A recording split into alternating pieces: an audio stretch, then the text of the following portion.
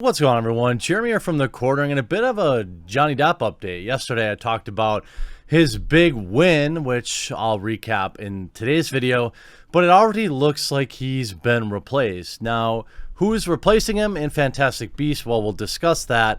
It's an actor that I really like, an actor whose time in Hannibal was amazing.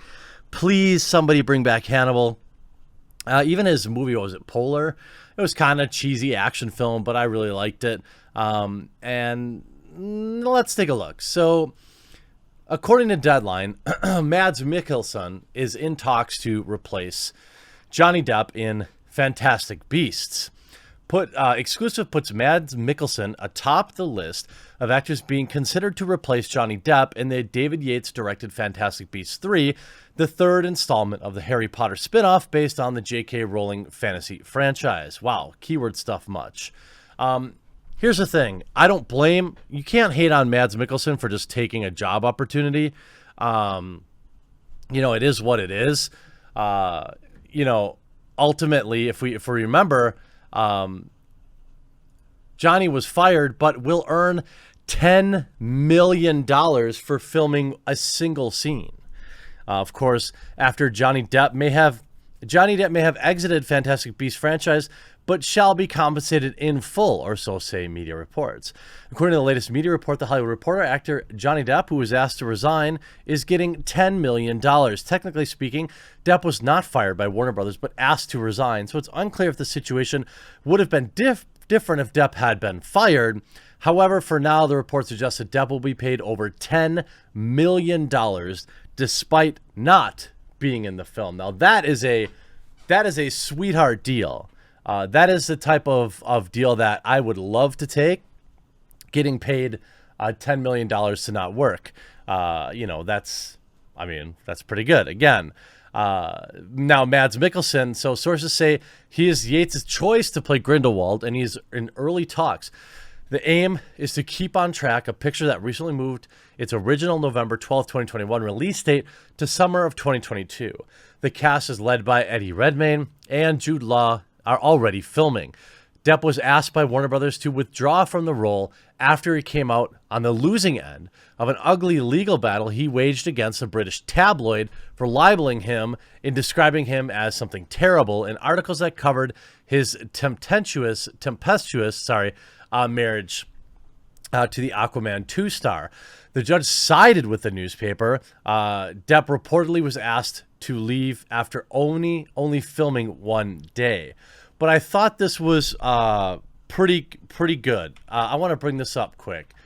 There is in this new drawing. Hold on, let me pull this up. Here we go.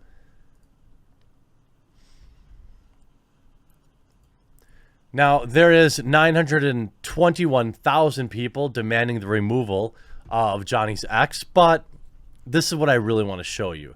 If I go to more updates, here. Look at this. I wonder if I can zoom in more. So you see here, Johnny Depp stood no chance in the UK defamation trial against the Sun from the beginning.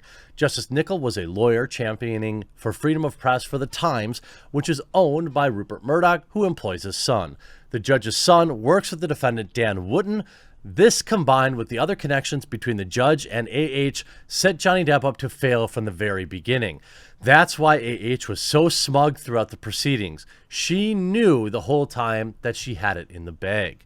But Johnny is appealing the verdict, taking his decision out of Justice Nicol's hands.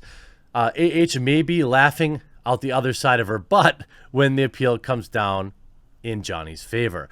Let's not forget the defamation case coming up in Virginia. Unless that judge also has ties to AH or has been paid off, that's a slam dunk for Johnny. There's a ton of evidence that wasn't even brought forth in the UK trial because it was the Sun in the hot seat, not AH. She was just a witness in the case. In Virginia, she's the defendant. A lot of evidence and a myriad of witnesses will be brought that she'll have a very hard time trying to disprove. Johnny's got video, audio, witnesses. All AH has is, because I said so. That doesn't fly in an unbiased court of law. Well, it doesn't fly in America most often. There are so many connections between AH and Justice Nickel that it would take me all day to chase them down. Stevie J. Raw made a great job of it today in live chat. If you want to learn more about these connections, by all means, go check out his chat here. And you can go, actually, if we just go to this drawing, you could see there's Talk Radio UK, then Dan Wootton, then the judge. It's very curious. It's very curious just how connected AH was to Justice Nickel. Now, I don't know if the law is different in the UK. All I can say is I have a good friend, whom I do a podcast with on Wednesdays at 6 p.m. Central Time, who taught his dog a trick and was brought up on trial and lost. So maybe the UK thresholds are a little bit different. Now, so now that Johnny's being paid for the whole film, but had a 5-picture deal, and Warner Brothers has been racing ever since to lock in a new actor. There's been speculation on a number of thefts, but I hear that Yates is a big fan of Mikkelsen and that the Danish actor is the guy they're trying to lock in. He most recently wrapped the Doug Lineman directed Chaos Walking. Stay tuned. He's also wrapped by UTA. A lot of people here are saying, I'm done with this movie franchise. Justice for Depp. I love Mads, but no thanks. How about replacing Johnny with, these movies are generally bad. They really should pull the plug. Agree, the visuals way outclass the writing, to put it mildly. And I will say, actually, the second film was really a snooze fest. I don't know how much of that goes on Johnny, obviously. It's probably more the writing overall. But, would Warner Brothers, want to pull this back? I don't know. If you look at the box office, Fantastic Beasts made $812 million. Now, generally with that kind of success, you would think the second one would have done better, but that actually made $654 million. Would you call that a flop? Probably not.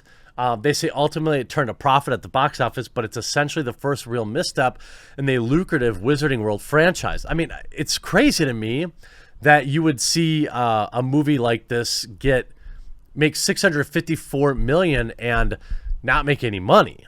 But even the critics, if you went back to this, we may be looking at this film with rose-colored glasses, so to speak, because if we look back, the critics gave it a 36%, which, yeah, it's critics, but still, that's pretty terrible. And then even the audience only gave it a 54%. If we look at the first Fantastic Beast, let's see, for 2016, 74-79. Even that didn't rate very well.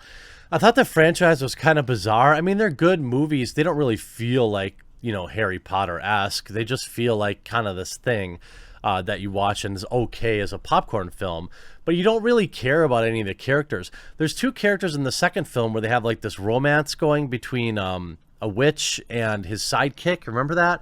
I kind of cared about that, but then they ripped us off on that too. So, am I mad about his replacement? Of course.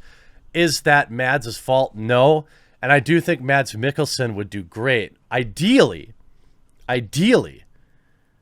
he would turn them both down to return to Hannibal. But I mean, that's TV. I don't think he would make that much money.